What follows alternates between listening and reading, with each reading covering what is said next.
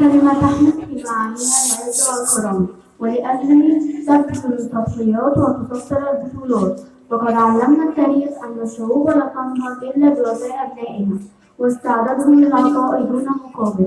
واليوم نبدأ معكم إذاعتنا المدرسية التي تحمل بين جوانبها العلم والمعرفة والقيم، سائلين الله أن يحفظ أوطاننا ويرفع شأنها. وخير البداية دائما مع القرآن الكريم يتلو عليكم الطالب والله. أعوذ بالله من الشيطان الرجيم. بسم الله الرحمن الرحيم. الحمد لله الذي أنزل على عبده الكتاب ولم يجعل له عوجا قيما لينذر بأسا شديدا من لدنه ويبشر المؤمنين الذين يعملون الصالحات أن لهم أجرا حسنا ماكثين فيه أبدا وينذر الذين قالوا اتخذ الله ولدا ما لهم به من علم ولا لآبائهم كبرت كلمة تخرج من أفواههم إن يقولون إلا كذبا فلعلك باخع نفسك على آثارهم إن لم يؤمنوا بهذا الحديث أسفا. صدق الله العظيم. الآن نستمع إلى فقرة بحرف الاستهزاء تقدمها الطالب أنس. ودامت حرب الاستنزاف قرابة 6 سنوات. اكتسب الجيش المصري خلالها الكثير من الخبرات، ومع هناك القوات المصرية في التدريب برزت العديد من التحديات، منها على سبيل المثال معضلة ارتفاع الساتر الترابي على الضفة الشرقية لقناة السويس. فجاءت فكرة المهندس العسكري المقدم باقي يوسف زكي باستخدام المنصات المائية التي تستخدم سيناء السد العالي في حل ذلك الساتر الترابي. كذلك كان هناك أسلوب التعامل مع أنابيب الدم التي وضعتها إسرائيل على ضفة القناة، فتم التخطيط لتخطي هذا العائق بأن تتقدم مجموعات من الصاعقة المصرية قبل بدء الهجوم بسد أنابيب النابل أو تفكير خزانتها، كما كانت نقاط خط ظهره في الحصينة المشكلات أمام المخطط المصري للهجوم، فما كان إلا أن تكونت مجموعات قتال خاصة لمهاجمة كل نقطة دفاعية من نقاط خط ظهره. معنا إلى فقرة حول أبرز نتائج حرب أكتوبر تقدمها الطالبة جنى. ومن أبرز نتائج الحرب نجاح القوات المصرية في عبور قناة السويس وتحطيم أنظمة الجيش الإسرائيلي الذي لا يقهر.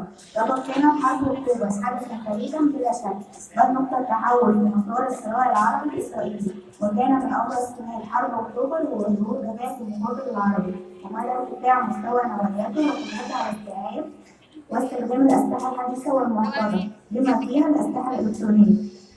أما الآن فموعدنا مع فقرة عن البطولات النسائية في حرب أكتوبر تقدمها لنا الطالبة جمال. في حرب أكتوبر 1973 أوجهت المرأة على استعداد كامل للسلاح المسلح، وشارك النساء سيدات أمود القناة في نقل الأسلحة والمعلومات لرجال المقاومة. على سبيل المثال المصرية فرحانة سلامة هي واحدة من أشهر المجاهدات في سيناء، ولقبت بشركة المجاهدين في سيناء بدورها ضد الاحتلال الإسرائيلي خلال فترة ما بعد نفس 1967 واحتلال سيناء وحتى تحميلها. لذلك تمكن الرئيس الراحل أنور السادات بسبب الشجاعة من الدرجة الأولى شرف الجمهورية. ومع فقر الصاحب فكرة استخدام قراصنة المياه لتبليغ السيادة الفلورية يقدمها الطالب أحمد.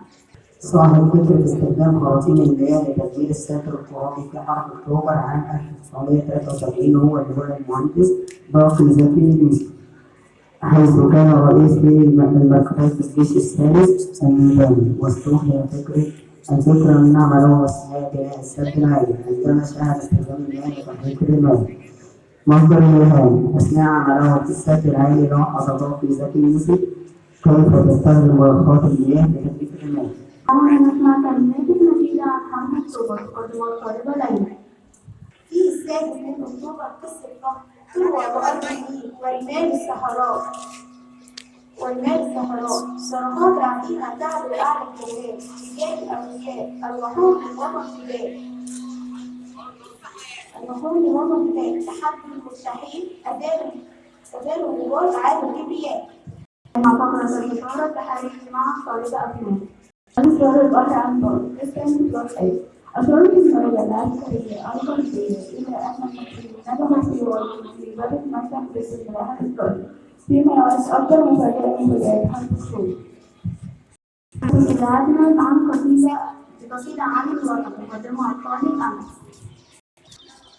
وطن يرف هوى إلى شبانه كالروض رفته على رحاله، من نظم حليته وجوهر عقده والعقد قيمته يتيم جماله، يرجو الربيع بهم ويأمل دولة من حسنه ومن اعتداد زمانه، من غاب منهم لم يغب عنه سمعه وضميره وفؤاده ولسانه، وإذا أتاه مبشر بقدومهم فمن القميص ومن شدى أربانه، ولقد يخص النافعين بعطفه كالشيخ خص نجيبه بحنانه، هيهات ينسى ذكرهم أرواحهم في حب راحته وجلب أمنه.